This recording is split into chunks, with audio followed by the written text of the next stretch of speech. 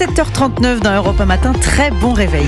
Alors certains d'entre vous auront peut-être la tête dans les étoiles ce week-end, puisque c'est la 34e édition de la Nuit des Étoiles. On attend aux alentours de 200 000 participants autour des clubs d'astronomie pour 3 nuits d'observation des constellations. Oui, et j'en ferai partie. On en parle d'ailleurs avec Olivier Lasvernias, président de l'Association française d'astronomie. Bonjour Olivier Lasvernias.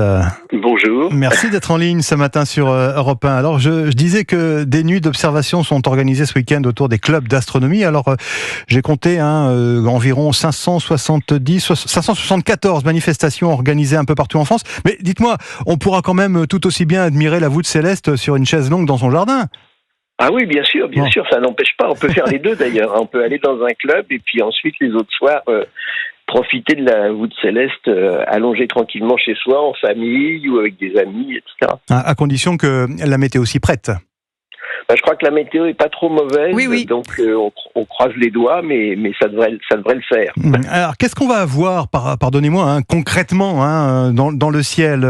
Il faut un équipement spécifique d'ailleurs ou pas? Ça peut se voir à l'œil nu, le spectacle des étoiles. Il y a plein de choses, mais évidemment, il y a une grande partie qui se voit à l'œil nu. Le phénomène le plus intéressant, c'est évidemment la pluie des étoiles filantes du 11 août là. En gros, la Terre traverse la queue d'une ancienne comète et donc il y a des poussières qui deviennent luminescentes en rentrant dans l'atmosphère terrestre. Et ça se voit. L'instrument principal, vous l'avez dit, c'est la chaise longue. D'accord.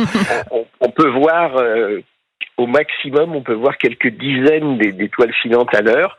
Simplement, il faut être patient et s'organiser pour pas attraper de torticolis. Ouais, d'accord, effectivement, je vois qu'il faut des choses très, très concrètes. Alors, j'ai lu également que on pouvait espérer observer des aurores boréales.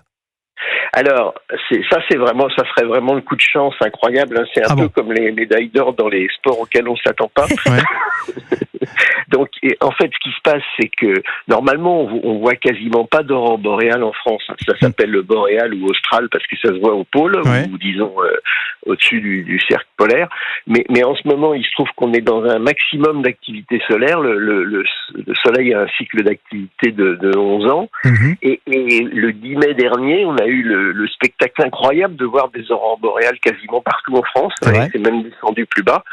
Donc, il y a une infime probabilité, mais ça existe.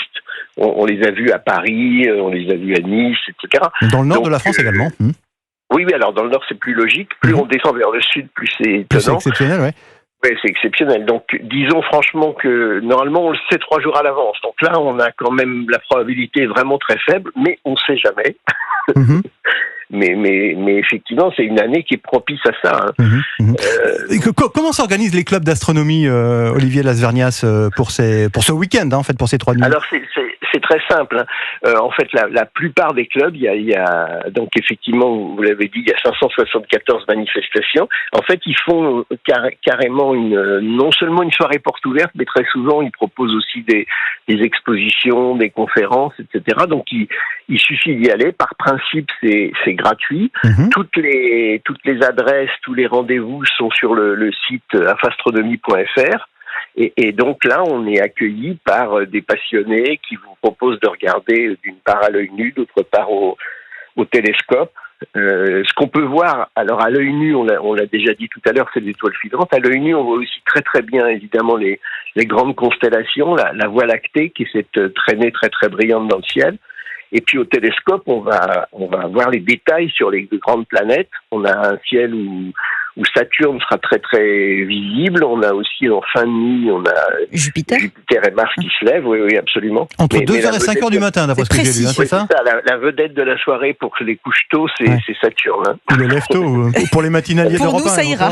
Et pour les lève-tôt, c'est ça. Pour la matinale, c'est vraiment, ça sera très beau, parce que Mars et Jupiter sont côte à côte. Donc c'est très très beau. Et sinon le conseil le plus important aussi, c'est soit d'aller dans un club, soit d'organiser soi-même. Et si on organise soi-même, c'est vraiment de s'éloigner de toutes les lumières. Alors voilà, c'est ce que j'allais dire. Comment dirais-je, cette observation, ce rêve que vous nous proposez à travers les Nuits des Étoiles, les citadins, ils en sont un peu exclus compte tenu effectivement de la pollution lumineuse. C'est mieux à la campagne. Alors le premier truc, c'est qu'il faut vraiment s'éloigner des lumières directes. Ouais. Ce qu'il faut savoir, c'est que l'œil s'habitue à l'obscurité lentement. Donc si on allume son smartphone pour regarder l'heure ou chercher où on a mis son thermos de café, ça c'est mortel. On se brûle la rétine pour 5 ou 10 minutes. Ouais. Donc voilà, il faut être éloigné des lumières directes et pas allumer de lumière. Et puis ensuite, effectivement, en ville, on voit moins bien. Mais ce qu'on constate, c'est que quand même, il y a de plus en plus de villes qui procèdent à des extinctions des éclairages entre 23h ou 1h du matin et 5h. Mmh. Et donc, il y a quand même maintenant, progressivement, un peu plus de zones observables, même dans les bourgs, dans les villages, etc. Quoi. C'est un week-end de rêve, d'une certaine façon, que vous nous proposez ce week-end, Olivier de Lasvernias. En fait, c'est un rêve, effectivement, mais c'est un rêve éveillé. C'est-à-dire que on se rappelle qu'on a un spectacle incroyable au-dessus de nos têtes, qu'effectivement notre environnement se limite pas, c'est déjà très beau, à la forêt qui nous environne ou aux montagnes qu'on voit à l'horizon, mais qu'à l'œil nu, on voit à 2 millions d'années-lumière. Hein. La galaxie d'Andromède, elle est avec un beau ciel, elle est vraiment visible, et à l'œil nu, hein, et c'est 2 millions d'années-lumière. C'est le rêve, mais il est éveillé. Et c'est une forme aussi de méditation, finalement, quand on observe les étoiles. Merci Olivier Lasvernias, président de l'Association française d'astronomie. Je signale également que cette édition de la Nuit des étoiles est placée sous le signe de la compréhension des origines de la vie, en hommage au grand astrophysicien Hubert Reeves, qui nous a quittés l'an dernier, c'est ça ? Absolument, exactement, c'est ça même. Merci Olivier Lasvernias, excellente journée à vous. Europe 1, il est 8h moins le quart.